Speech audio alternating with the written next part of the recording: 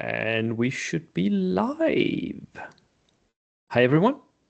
I am here with David. David is the co-writer and my good friend who has helped me immensely. And basically, you're also the brain behind a big part of what's been happening in my gaming life with Bold Action this recent couple of months. Um, so some of you may have noticed that I have put out a series of videos that's called Spam, Spam, and Spam. And basically, David, you were the one who told me maybe you should do this. Why did Yeah. you do that?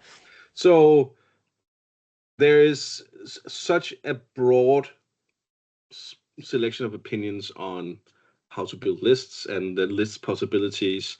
And you having a fairly established platform within the community, I thought it would be a really good idea to kind of tweak and push the buttons of what is actually possible with this new V3 that we saw when it came out. We have another member of our local group that is excellent at producing these mass spam lists. So we kind of we knew the absurdities that you But you, highlighted in your spam, spam, and spam videos.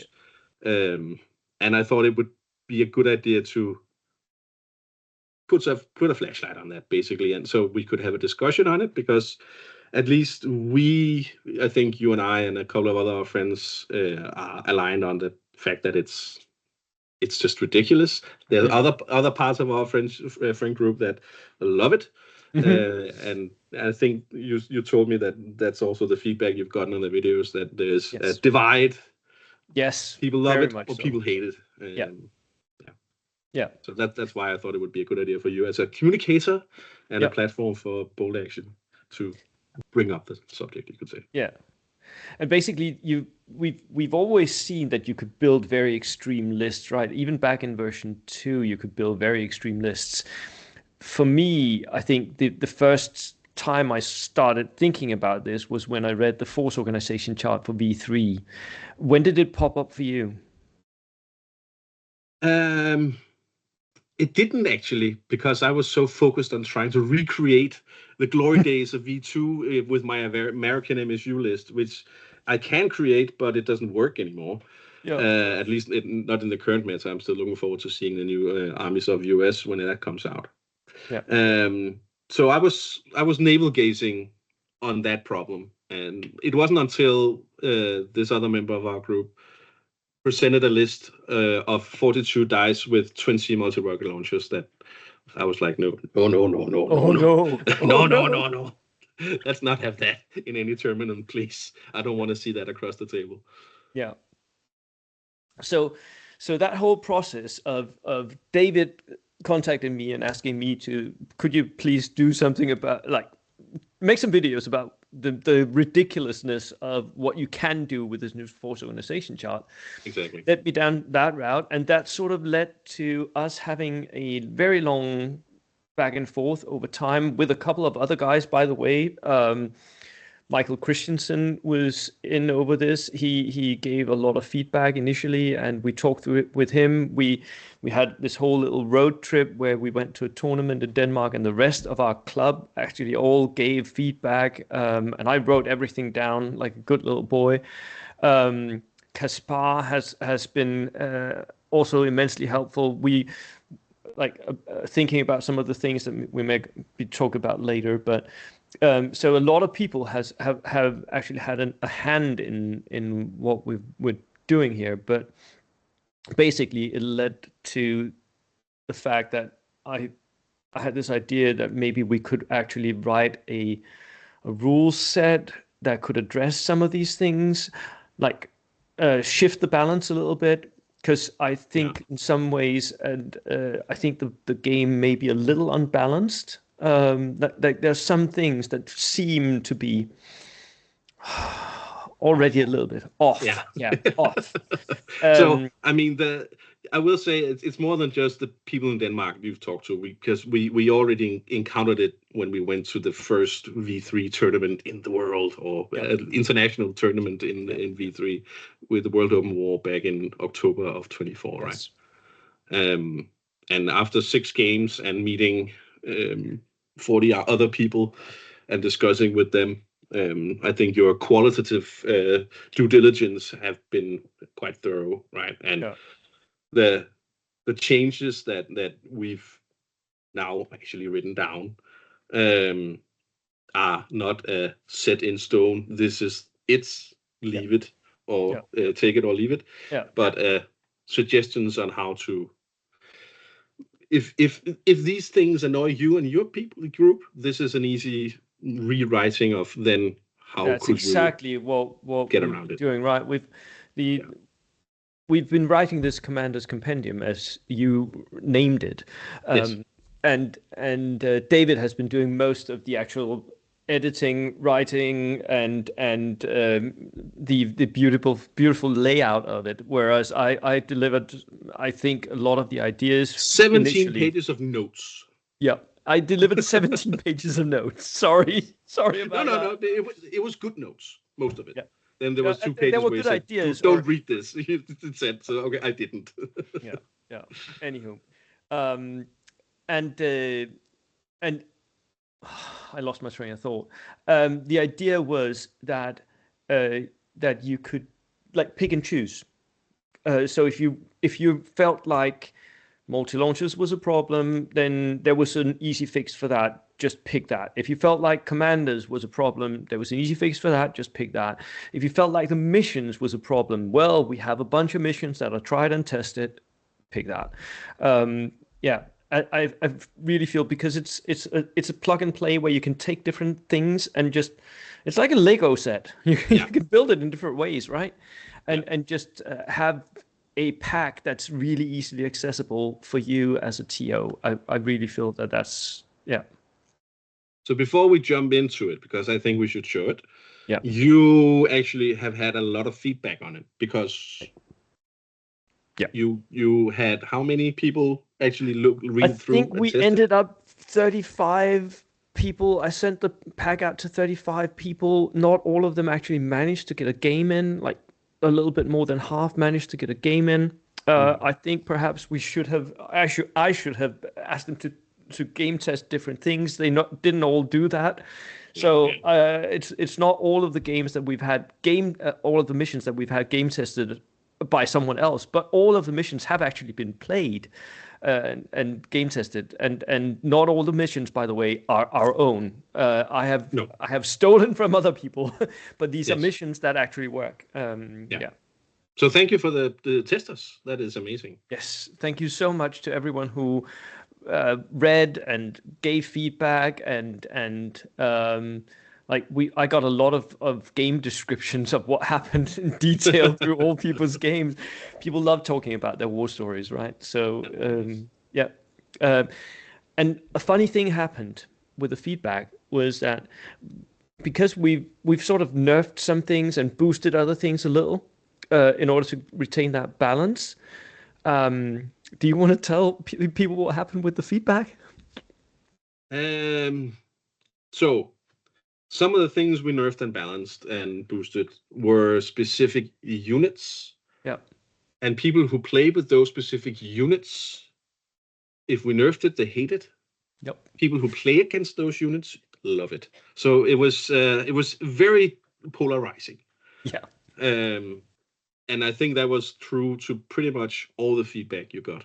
Yeah. There was one or two who said we love everything, we will be Yeah. implementing it, which Yeah. of course warms our hearts.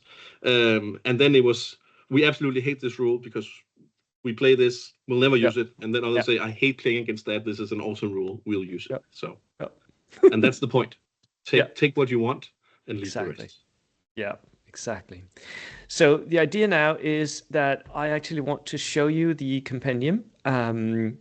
Although I think perhaps I need to update it because I don't think I have the latest updates in the compendium. Why don't I have that? Yeah, that if you give me 5 minutes, I will get a new I one. don't have 5 minutes. No, you don't. No, no, no. Keep talking. Anyhow, I will give you we're not going to show you the in two details of the seconds. Just a compendium second. yet anyway, so it doesn't really matter.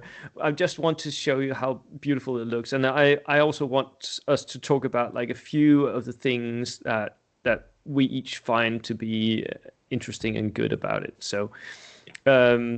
so this is no, that was sealed and open. That was, here we go. This is our players pack compendium. And by the way, all this layout is all David, not me at all. I can't do any of this stuff. He is a professional. um, so this is a tactical collection of guidelines, optional rulings, and missions. And basically, we've tried to take all the things that were unbalanced and all the things where we felt like the rules themselves were maybe not that clear, and given you something clear to work with, hopefully clear. By the way, this is supposed to be a living document, so if something is not clear at some point, write to us, ask us, and we will absolutely update this compendium as much as possible and as often as possible. So we have just send you an updated version. Ha! right. I'll just update my document then. No, it's not updated like that. Unfortunately, Okay. It's a new document. Okay. Anywho, Yeah. So for you, David, what do you, having worked with all of this, where do Yeah. you want us to start? What do you feel is like the most impactful of what we've done? For me, the most impactful, I think, is probably the missions. I don't think we should start there, but I think that having missions that we know work in a tournament setting is quite essential. Yeah. The rules updates are, as we said before, polarizing. Take or leave Yeah. them. I love some of them. I'm okay with others, and I Mm. know Bo has the same, but with some other rules. So Yeah. we are not all. Both of us are not also loving every rule, but No. seeing the need for them. So Yeah. maybe we just go through them Yeah, from we the can do that. top, basically. First, we have a little bit of just assistance for you guys in using the compendium, right? There's a how to use the compendium. There are links to some secret mission cards. We'll get to those when we get to the missions. And there's some links to the mission images, so you can go and download all of that for easy play. There's also some guidelines for how you things that you should maybe say to your players if you're running an event. This is more or less for new TOs or TOs who just want like an easy go through of what you should talk about, basically. If you want time caps, if you want dice caps, if you want platoon caps, all of that is our suggestions for how you could do that, right? Exactly. It's not like, as you just said, it's not that we necessarily want to play like this. It's an easy way to do these caps if you want them. Then we have the unit restrictions. We'll get back to those, but the optional rules changes. There are some different ones here, and these are mostly the places where we do balancing, right?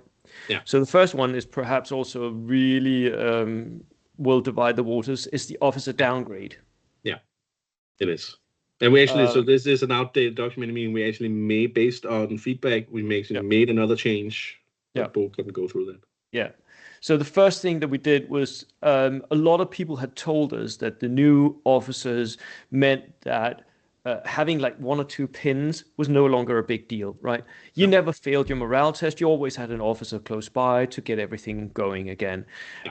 So what I've been saying on this channel, pins don't matter. And in many cases, they really don't decide games anymore. Like pins were really impactful in a specific way in version 2 because they meant that your opponent's units were more likely to go down.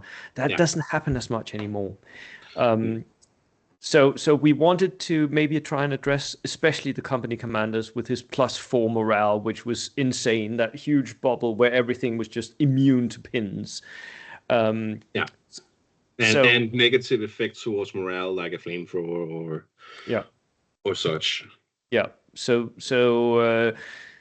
basically, we've cut morale in half. Like the morale bonus for officers has been cut in half.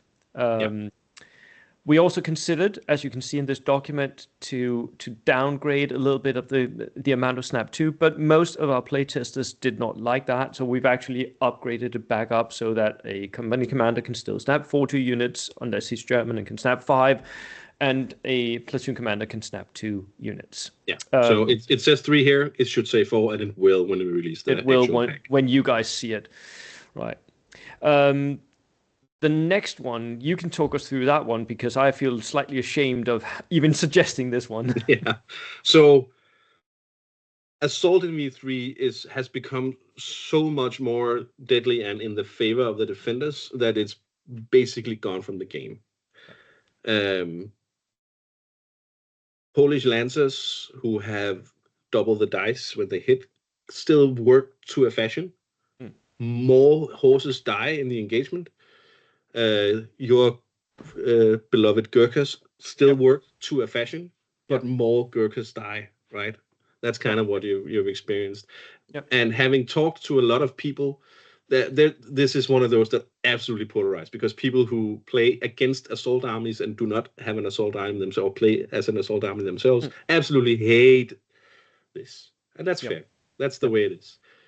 But when talking about it with people who are not as passionate about either or, they also feel like it's too much. That it's basically ruins assault for the game. And it's one of those things that for us, I don't play an assault army. I rarely say charge.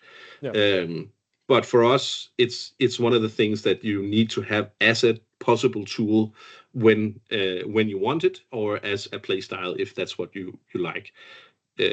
So that's why we've kind of made a very slight adjustment, and it is a very slight adjustment, while other people feel like it's a big adjustment. And it's actually an adjustment that I stole from World Open War, where Russell had made the same adjustment, and Russell was one of the playtesters for version 3. So I'm guessing that perhaps he had sent that to Warlord Games, and they sort of said, "Well, we don't like that." I might have heard Russell say something to that effect. Yes. Yeah. So the change is basically that if you're charging a unit in the open and they are down, then as the assaulter, you get to go first. Yeah. That's the change. That's the whole change. But it does mean that there are certain conditions where the assaulters can actually go first. And if you force a unit down, even in defended obstacle, you fight simultaneously because the unit is not ready to receive the charge. So it shifts the balance a little bit and makes it a little bit more interesting to maybe initiate assaults, although it is still very deadly for the assaulter. Absolutely. And it should be someone who's lying down in open terrain, getting assaulted, not being up and ready. They would get slaughtered, right? If you think about it like that. And in game terms, playing at the tournaments that we usually play at, this will also be a rare thing to actually happen. I don't remember having to defend while I was in the open in many games. And it creates interesting, tactical decisions, both for the defender and the assaulter, right? Yep. If I, as the assaulter, I always think about myself as the assaulter, right? But I would want to try and force that unit to go down before I assault, right? Yeah. And so me as the defender, I would shoot at him and I would encourage him to go down. And exactly. Yeah. So you could say throw a lot more energy into making that unit do something before you assault it. And me as a defender, I will try to use the table's terrain features a lot more when I know what to defend from and where that unit is from. With Gurkhas, and I you can would see also where they're coming perhaps from. even consider staying up when you know that the enemy is close deadly by, fire, right? But I might want to still stay standing. Yeah, absolutely. Then there's one that has annoyed me no end: terrain edges. Why Warlord Games? Why that whole thing with if you're 1 inch into the terrain? I mean, for me, it's such an easy fix. The edge should matter for some reason. It should be there, right? Yeah.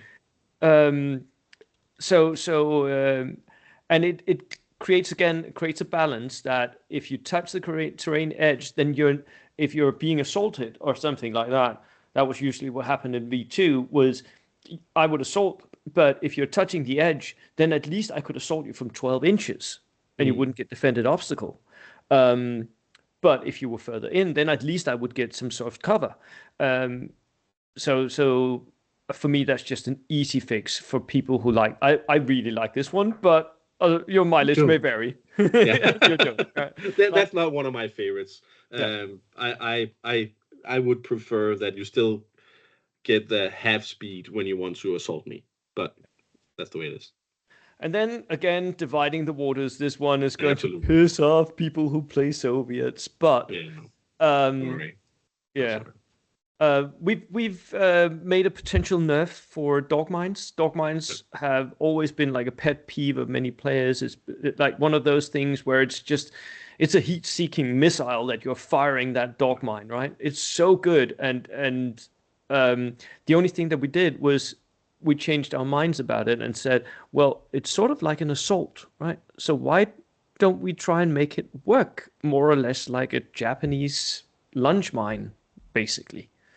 Um, and we've even pulled it back a little bit, so you have to Yeah. take a morale test in order to treat it like an assault. Otherwise, it's a Who shot. would shoot at Old Yeller or Fido or whoever? You Yeah. don't shoot at a dog. No, you don't shoot at a dog. That's bad for morale. Yeah.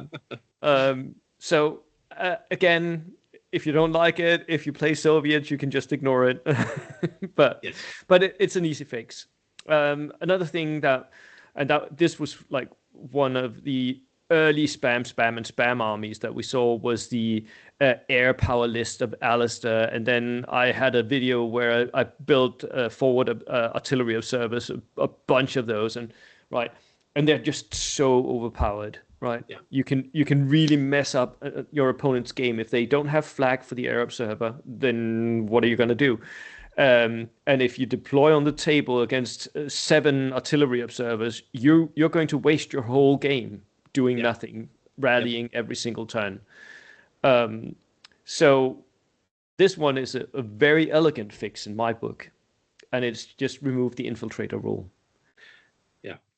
It turn one spam of shots will be minimal. And there will still be the missions where they get to start on the table, Yep. but then they need to start where they can see the enemy, meaning they Yep. can also be shot at. Yeah. So that a lot more artillery observers will die. And that actually gives the enemy something to do, right? Instead of just sitting there waiting for the artillery bombardments to come. But Yeah. you can actually go and hunt those observers and try to minimize how much incoming you're going to get. Having key units with long range fire on ambush is a big deal. And then Scouts Not Assassins, you go through that one. So this is one where the rules as they're written right now, it would actually be possible to set your infiltrating units up so the enemy could not go on the board in the first wave. Yep. Which is ludicrous, right? Yeah. Why would you even make a rule where that's possible? So we all felt it when we read it the first time that this seems mind blowing. And one of our in breakthrough missions, your infiltrators could walk out the board immediately. They can basically win on turn 1, or at least be very close to a victory on turn 1. One of our good friends, Michael Christensen, who you've had on the channel many times, who plays infiltrating scouts, so that's his bread and butter. He himself says this is just stupid. So he helped make this rule. And I think it makes a lot of sense. And it basically just says, in the new book, there's, especially in the new FAQ, there's a differentiation between deployment zone and deployment zone edge. And edge, of course, being the edge of the map. And the rule just states you have to be 12 inches from an enemy deployment zone edge. And the edges in this pack are clearly lined and drawn. So you can't just run your infiltrating scouts. Because you have to be more than 12 inches away. Exactly. Not 12 inches, but more than. So 12.1, that just means in turn 1, you cannot reach the edge. Yeah.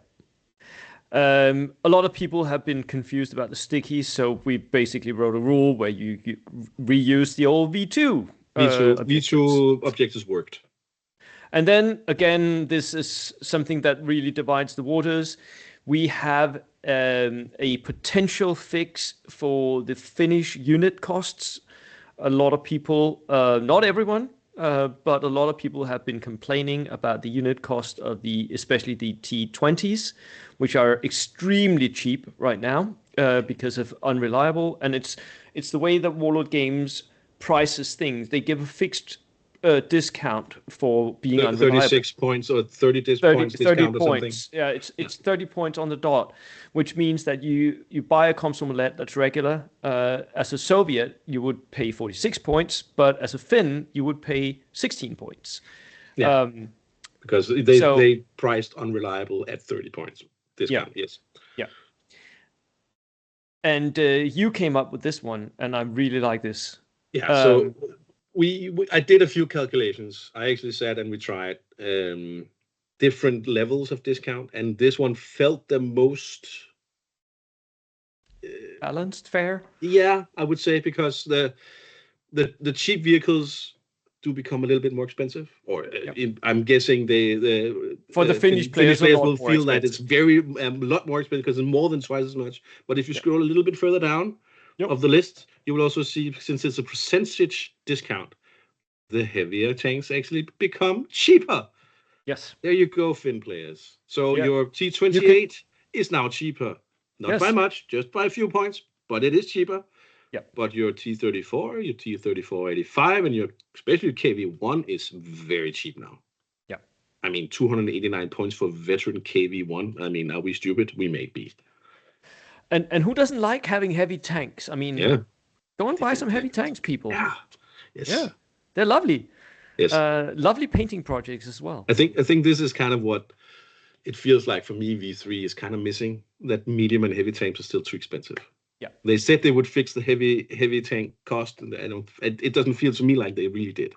No, I think, again, if that needs fixing, and it may at some point, it's not something that we're going to do with this yet.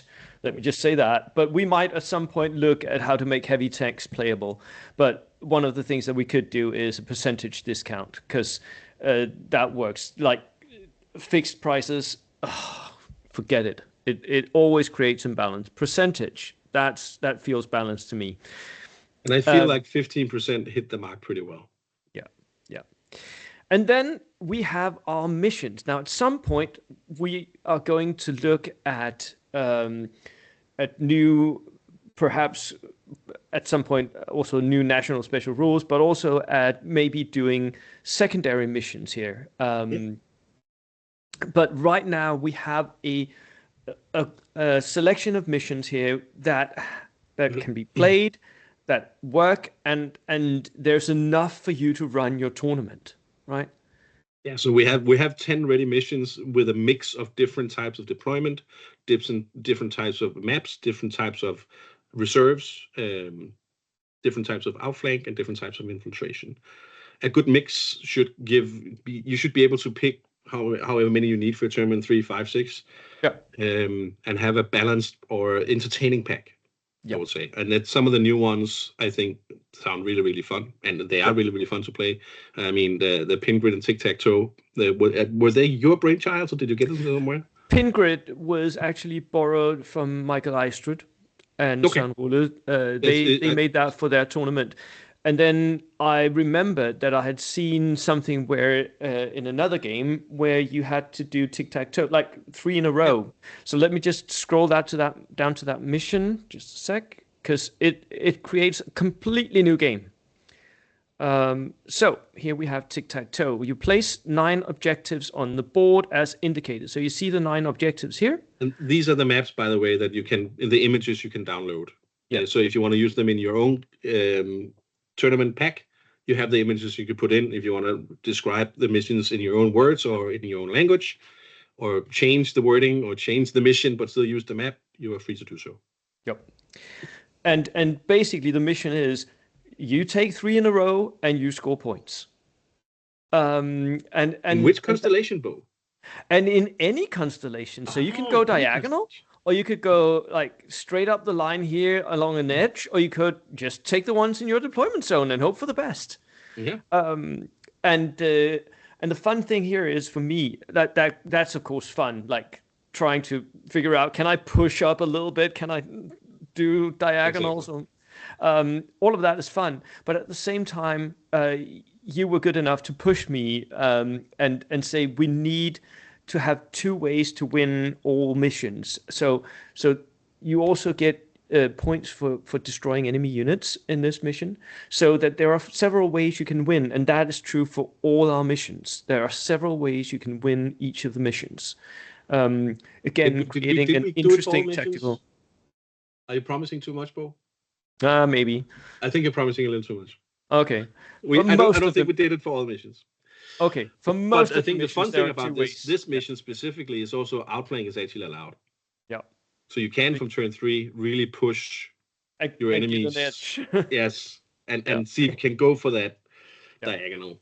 Yeah. Which could be awesome. I mean, Yeah.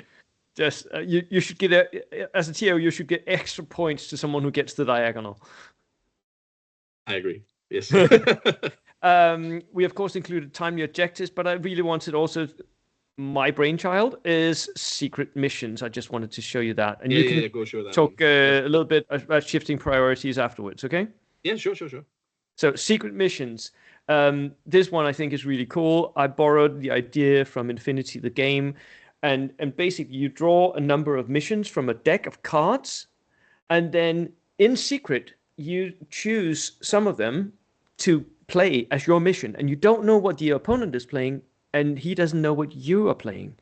So you have to sit there and try and figure out. And there are 6 missions. Oh, and by the way, as before, there are also a couple of objectives. So 2 ways you can score. Yeah. So there are 6 missions, and you can download these cards and print them, so that you can actually have the cards laying on your table and flip them, so the opponent can see, well, you had set demo charges. Oh man, you just made your mission, right? So these, we may expand on these later. I still have a lot of ideas. David has been shooting them down, because saying that is dumb, and this can only be resolved by one I unit. haven't I'm used the like, word dumb. I have, but I okay. have said that it's too limiting. But I mean, there's a lot you could do with this idea of different ways of playing where the opponent doesn't know what you are actually trying to do. Yeah, that's quite fun. It makes for a fun mission. It makes for an interesting one where you're constantly trying to deceive the opponent. Yeah. Now, talk us through shifting priorities. So shifting priorities is from also heavily inspired, or I would say almost directly copied, into a bolt action format from Star Wars Legion, where if you scroll down and show the map, there are 4 in.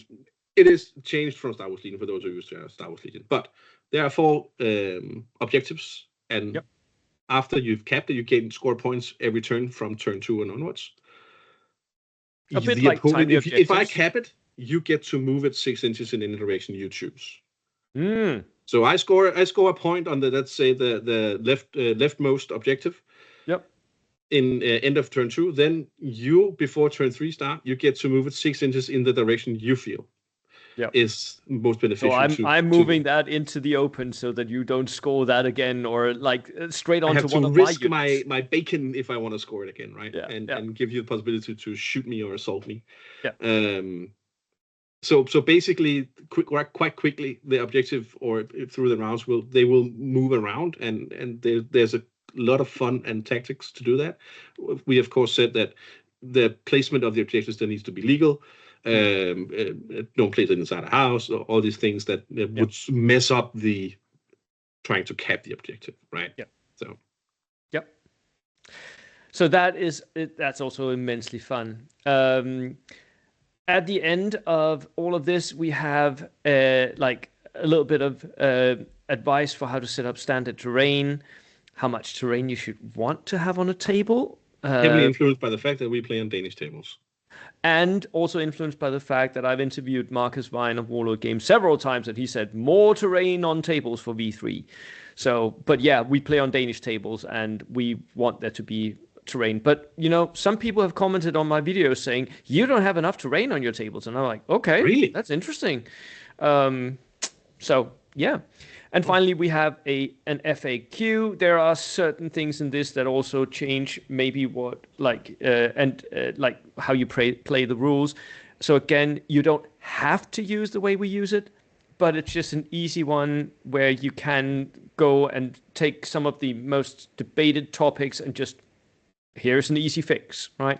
So I want to point one thing out, and that is movement in rough ground. This is my pet peeve. I Yeah. think the rules as written are dumb. And you have to make so many addendums to the rules all the time because now I can't charge in rough ground because I can't give a run order. But yes, you can because this other rule says you can. Right. Distinguish between a run move and a run order.